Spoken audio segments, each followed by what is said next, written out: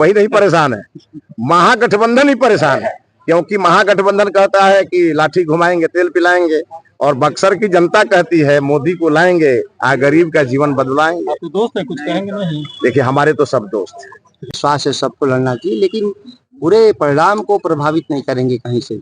2024 के चुनाव में विकास की बात न करके हिंदू मुस्लिम की बात की जा रही है, इसको किस रूप में आप देख रहे हैं? ये भारतीय जनता पार्टी की मानसिक दिवालियापन है, और वो 10 साल में शासन करने में। हे बरहम बाबा, हे काली माई, हे जीवतिया माई, ये खाली हमारा के सांसद बनाई। जी हाँ, आरजेडी के सुधाकर सिंह आ बीजेपी के मिथिलेश तिवारी कोयले नामांकन। खबर का बा सब बताई भोजपुरिया समाचार। रिपोर्टर बानी रोहित ओझा जी, सबके बयान सुनाई भोजपुरिया समाचार। जीव जान लगा देले बा लोग चुनाव में। एक तरफ से जहां आरजेडी के तरफ से तेजस्वी यादव उड़न खटोला से मुकेश साहनी के साथ बक्सर पहुंचनी, तो वही दूसरका तरफ तारकेश्वर प्रसाद आ साथे साथ रौरा सभे जानते बानी कि धुआंधार बोले वाला सम्राट चौधरी पहुंचल रहा। मौका रहे नामांकन के, सब प्रत्याशी, दोनों प्रत्याशी पूरा पतरा उतरा दिखा के, दही चूड़ा खा के, जतरा बना के नामांकन करे गए रहे लोग। आ भगवान से मनावत रहे लोग। आज अक्षय तृतीया रहल हा, अक्षय तृतीया के कहत रहे लोग कि हे अक्षय तृतीया माई, एक खाली हमारा के सांसद बनाई।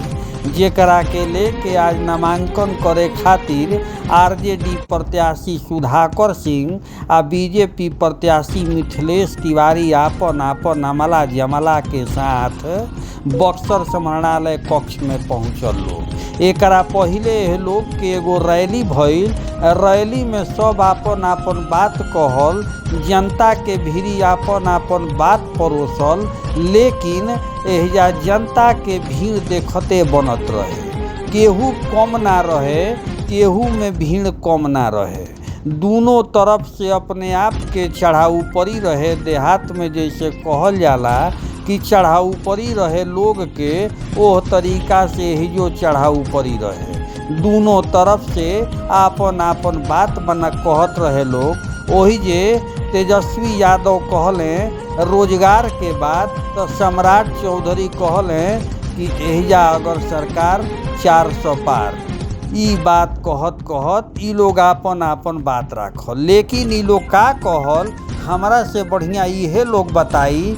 यही लोग के मुँहे सुनब तो नीको लागी। भोजपुरिया समाचार लाइव तस्वीर देखा रहल बा बक्सर के, जहाँ पे आपन आपन झंडा लेके आपन आपन जौन बाणे पार्टी के सपोर्टर पहुँचल बाणे।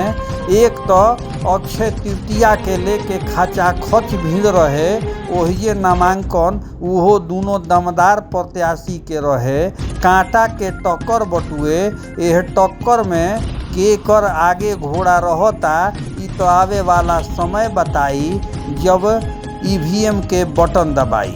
बयान सुनी का कहता लोग आ शेयर करी। सर, राजनीतिक नीचे कीजिए। क्या भाजपा जहां शासन करती है वहां के लोग गुलाम हो जाते हैं? अरे देखिए, इस बार का जो लोकसभा का चुनाव है, यह चुनाव देश की दशा और दिशा को तय करेगा। क्योंकि भारत के प्रधानमंत्री श्री नरेंद्र मोदी जी ने विगत 10 वर्षों में देश को एक यशस्वी स्थान पर पहुंचाने का काम किया, और तीसरी बार वो प्रधानमंत्री बनने जा रहे हैं। इस बार राष्ट्र को तय करना है कि भारत का प्रधानमंत्री कौन होगा, और यह स्पष्ट है कि विपक्ष के सामने कोई ऐसा उम्मीदवार नहीं है जो भारत के प्रधानमंत्री के रूप में नरेंद्र मोदी जी की जो हाइट है उसको वो छू सके। और देखिए, बक्सर तो परंपरागत हमारी सीट रही है, और श्री हमारे जो मिथिलेश तिवारी जी हैं वो हमारे बहुत अच्छे कार्यकर्ता हैं, और काफ़ी सामाजिक जीवन में, राजनीतिक जीवन में काम किया है। और देखिए, अभी तो बहुत स्पष्ट है कि श्री मिथिलेश तिवारी जी कमल निशान के पक्ष में अगर बटन देगा तो उससे नरेंद्र मोदी मजबूत होंगे। अब ये सवाल मिथिलेश तिवारी जी या किसी अन्य जो हमारे उम्मीदवार हैं उनका नहीं है। मिथिलेश तिवारी जी जीतेंगे तो भारत के प्रधानमंत्री जीतेंगे, और जब प्रधानमंत्री देश के बनेंगे तो स्वाभाविक है कि जो उनकी विकास यात्रा है, जो विकसित भारत का जो उनका खाका है, उसमें बक्सर भी कहीं कहीं दिखाई पड़ेगा। श्याम पित्रोदा ने जिस तरह का रंग को लेकर के बयान दिया है, काले लोगों को दक्षिण भारत अफ्रीकन कहा है, इसको आप किस रूप में देखते हैं? ना देखिए, भारतीय राष्ट्रीय कांग्रेस का जो नेतृत्व वर्ग है ना, वो कहीं न कहीं मानसिक असंतुलन में है, क्योंकि लगातार कुछ न कुछ इंडी गठबंधन के द्वारा, भारतीय राष्ट्रीय कांग्रेस के द्वारा इस प्रकार से बयान दिए जा रहे हैं जो कहीं न कहीं भारत की अस्मिता, भारत का जो सनातन और आध्यात्मिक जो स्वरूप है उसको तोड़ने की एक बड़ी साजिश है। कभी वो धार्मिक होने का ढोंग करते हैं राहुल गांधी जी, कभी सनातन धर्म पर अपने सहयोगी जो इंडी के जो सहयोगी दल है उससे हमला करवाते हैं, और सैम पित्रोदा ने तो हद ही कर दी। वो भारतीय राष्ट्रीय कांग्रेस का जो ये ओवरसीज कांग्रेस है उसके अध्यक्ष हैं, और बताइए जो भारत माता के पुत्र हैं उसको कभी चीनी बता रहे हैं, कभी अफ्रीकन बता रहे हैं, कभी जापानी बता रहे हैं। तो आप समझ सकते हैं कि भारतीय राष्ट्रीय कांग्रेस भारत के लोगों को किस प्रकार से, किस दृष्टि से देखता है, क्योंकि उनका तो एक ही सपना रहता है कि पंडित नेहरू के प्रधानमंत्री हैं तो फिर उनकी बेटी प्रधानमंत्री बनी, जब उनकी बेटी के पुत्र राजीव गांधी प्रधानमंत्री बने। अब राहुल गांधी जी को ना दल स्वीकार कर रहा है, ना इंडी गठबंधन स्वीकार कर रहा है, ना देश की जनता स्वीकार कर रही है, तो वो मानसिक असंतुलन में चल गए, अवसाद में है। तो स्वाभाविक है कि इस प्रकार के जो राजनीतिक दल हैं उसको लोग पहचान रहे हैं। इसलिए आपने देखा होगा कि पिछली बार भी मात्र एक सीट भारतीय राष्ट्रीय कांग्रेस ने जीता, और 40 की 40 सीटें इस बार हम जीतेंगे। और जो सबसे जो बड़ी बात है कि राष्ट्रीय जनता दल के जो नेता हैं वो भी बड़ी बड़ी बातें करते हैं, राष्ट्रीय स्तर की बातें करते हैं, जो कि पिछली बार एक सीट भी बिहार से नहीं जीत पाए। बिहार के बाहर उनका कोई अस्तित्व भी नहीं है, लेकिन वो भारत में सरकार कैसे बनेगी इसकी चिंता करते हैं। मिथिलेश जी रुकिएगा। किशोर जी, काराकाट से पवन सिंह के आने के बाद या एनडीए की जीत को वहां क्या कहेंगे? बक्सर के विकास की नई तस्वीर गढ़ी जाएगी, देश के भीतर सामाजिक और आर्थिक न्याय की लड़ाई लड़ी जाएगी, और बक्सर के राजनीतिक आजादी की भी लड़ाई होगी। सवाल यही है कि लगातार ये कहा जा रहा है कि जो निर्दलीय प्रत्याशी खड़े हो रहे हैं वो काफी ज्यादा प्रभावित करेंगे, किस रूप में देखते हैं सबको? निर्दलीय लोकतंत्र को कभी प्रभावित नहीं किए। 1% लोकतंत्र में सबको हिस्सेदारी का अधिकार है, लेकिन 1% से ज्यादा कभी प्रभावित नहीं किए। लड़ना चाहिए सबको, लोकतंत्र में विश्वास है, सबको लड़ना चाहिए, लेकिन पूरे परिणाम को प्रभावित नहीं करेंगे कहीं से भी।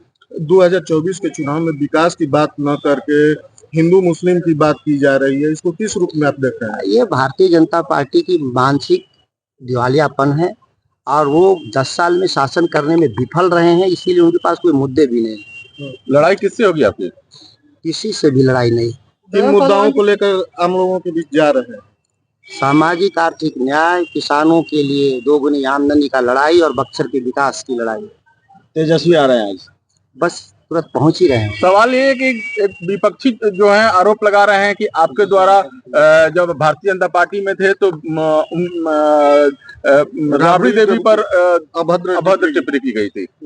अब ये जिन लोग जो आरोप लगा रहे हैं उसको आप वीडियो देख लें कि कौन क्या आरोप लगाया, कब किसने। यही सब बहस में शामिल होने की जरूरत क्या है?